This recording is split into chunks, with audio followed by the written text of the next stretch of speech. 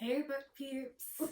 It must be noon on Friday again because it's this week's podcast, and this week we are covering Fourth Wing.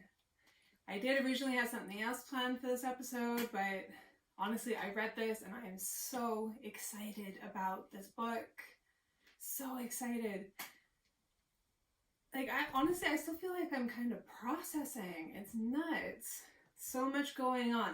But the pace is really good. The world building doesn't take too long. There's the characters are fantastic. So you have Violet.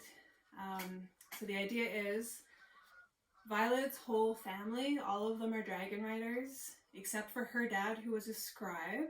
But she's been training her whole life to be a scribe because she was born with, well, just kind of a weaker body frame, like looser ligaments and sockets and muscle, all that kind of thing, brittle bones. She gets hurt really easily, and this war college is brutal. Everyone's essentially just trying to kill each other, and all the tests are excruciating. Either you die or you get severely injured, or the other cadets are allowed to kill you. So it's intense. And poor Violet, her mom's like, no, you're not going to be a scribe. You're going to be like me and your sister and your brother, and you're going to be a rider. And bearing in mind that her brother died as a rider during a rebellion, her sister is away doing her rider thing, and her mom is like the general, so she has to kind of do what her mom says. There is definitely a slow burn enemies to lovers romance thing that goes on. In this book, spice, I'd say low to medium. There's only maybe 2 really spicy scenes, and the rest is just kind of girl talk with one of Violet's friends, which can be a little bit spicy. But beyond that, this one actually doesn't contain too much of the spicy scenes, but the slow burning romance is fun. Xaden, he's a fantastic character. You can never tell if he wants to kiss her or kill her. You have Dane and Jack, and you have her friend Rhiannon. I think pretty sure it's Rhiannon. Just, oh my god, it honestly makes me speechless. I don't know where to start and finish with this. So this is just a standard edition. It has a beautiful map inside the front and back cover, but there's also a map of the war college itself. So it's handy to have for reference for sure. And oh my god, this book cover is really loose. I gotta admit, I'm kind of not happy with Amazon because it looks like this cover is damaged and generally kind of worn down.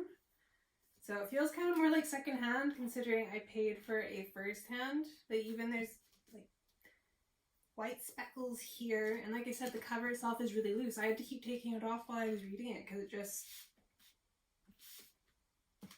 But anyways, this is the first book by Rebecca Yarros that I've ever read, but it's definitely not going to be the last. And I cannot wait for the second book to come out. I know it's November 7th. I'm pretty sure it's November 7th. But yeah, no, this book had me in tears. Honestly, you gotta watch the reading vlog, and you'll see so many visceral responses to this book, laugh out loud and cry and wow, hyperventilating with need for vengeance and retribution. It's nuts. It is a torrent of emotions, this book, but it sucks you in, so you're always gonna be in for a treat. I'm definitely gonna be giving this a reread before the second one comes out at some point.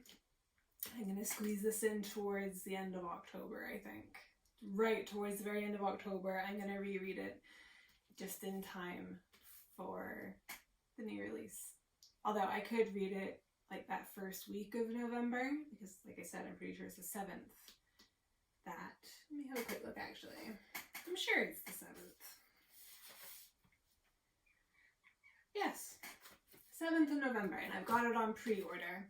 So I'm going to read this on the 4th of November, and then by the time I'm finished, the second one should arrive and everything will like line up nicely and it should ebb and flow very smooth. Oh, it's going to be wonderful. So, that was spoiler free. I plan now on talking about some aspects of the book that are definitely spoilers. So, yeah, this is your, let's say, 10-second warning for a spoiler alert. 10, 9, 8, 7, 6, 5, 4, 3, 2, 1. Okay, spoilers. Okay. The moment they go into the threshing and like have to compete, and the 3 guys show up and she's there defending the little golden dragon, and Darna. I had a feeling when the dragons were lining up and they had to do like their walk, I knew Andarna was going to have something to do with her because she was petite and different, just like Vi is. But I also kept in mind, because I made a tab of it, as soon as they started talking about dragons, I started tabbing away, especially when they were talking about the rare ones, like the feather tails and the black dragons and stuff like that. So when Goldie and Darna showed up, I knew her and Vi were going to click in some way. So when Vi came about in the field and was trying to save Darna's life against the 3 who were just awful creatures to Vi even before, but the fact they wanted to kill the dragon just because she was different? I mean, come on now. She was even a feather tail. They're rare. Then it turns out that Darna's a little baby. She's only like 2. It's nuts. And at the end of the book, all you know is that Andarna's lost her powers, but she's big. So now Vi has 2 dragons. Not only just 2 dragons, but 2 dragons that she could ride. It's nuts.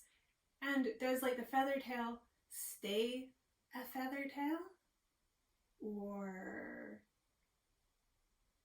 like does she like morph into something else when she's bigger? Like are all feather tails babies until they grow up and then sort of turn into like a dagger tail or whatever else? Like, I'm so intrigued about the second book. And her and Xaden. Oh my gosh, Vi and Xaden. It was obvious from the second they met on the parapet. It was obvious that there was like severe tension there. There was some serious sexual tension just at first glance. As soon as she said about his onyx eyes like flecked with gold, I was just like, yes. And then she's also like, the most beautiful man I've ever seen. And I'm sorry, but I had like a real face sand moment because I was picturing when Feyre and Reese meet for the first time in the Akhtar series, and it just kind of reminded me of that. So right away I was swept up and just utterly in love with Vi and Xaden as a couple, because just and he can control shadows. I mean, him and Reese, they have to be like strangely related, totally separate authors, and there's definitely no crossover, but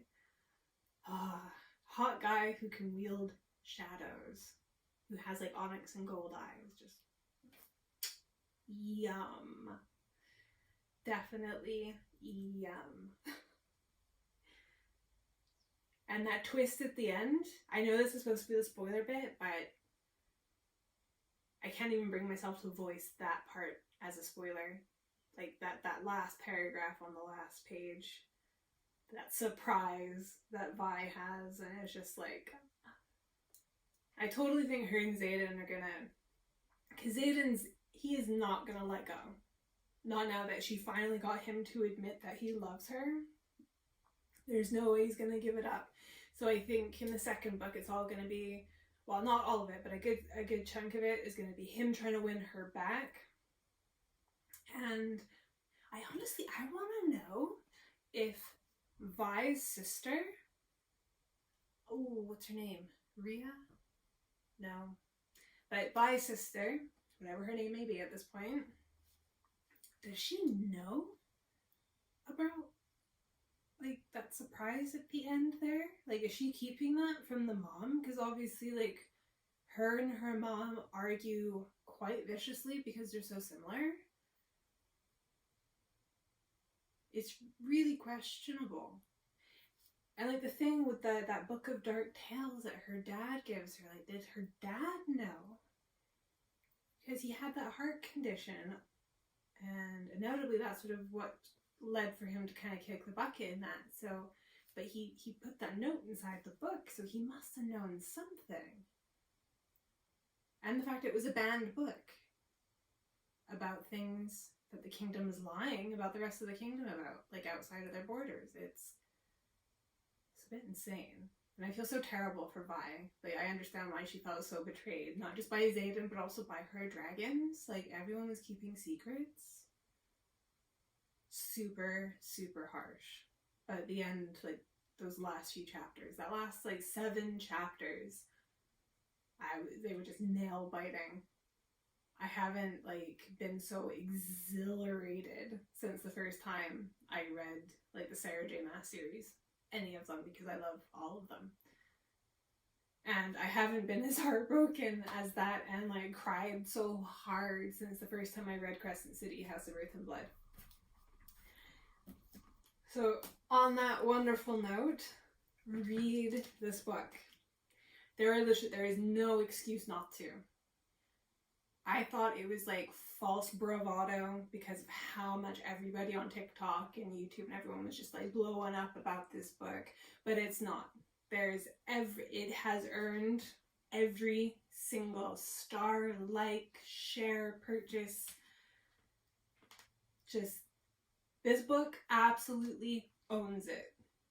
And just shout out to Rebecca Yarros for actually writing this book. You women are fantastic. Your mind is spectacular, and I cannot wait to read more of your work. So with that, my book peeps, I will see you next time for episode, oh goodness, it's going to be episode 6, and I'm not sure which book I'm going to do on it just yet. Any preferences, shout out and drop me a comment. Remember to like and subscribe. Free ways for you to support me. I love you guys. Mwah.